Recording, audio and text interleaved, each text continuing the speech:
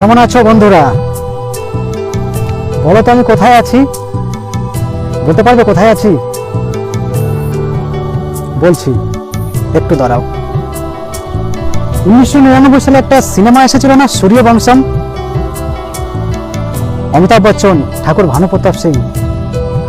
সেই শুটিং যেই হাভেলিতে হয়েছিল, সেই হাভেলির সামনে আছি। দেখতে পাচ্ছ পেছনে? সেই ভানুপ্রতাপ সিং এর হাভেলি। দেখো, ভালো করে দেখো, কাছে গিয়ে দেখিয়ে দিচ্ছি। সূর্যবংশম, সূর্যবংশম। সেই সূর্যবংশম সিনেমাতে যে হাভেলিটা ছিল, ঠাকুর ভানুপ্রতাপ সিং এর হাভেলি, সেই হাভেলির সামনে আমি আছি। আগে ঘুরতে এসেছি। এই জায়গাটা হলো পালংপুর, গুজরাট রাজ্যে। পালংপুর খুব ভালো জায়গা, খুব সুন্দর জায়গা। আসলে এটা একটা রিসর্ট। রিসর্টের নাম বলরাম প্যালেস রিসর্ট। খুব ভালো জায়গা। পেছনে ব্যাকগ্রাউন্ডটা একদম পাহাড়ে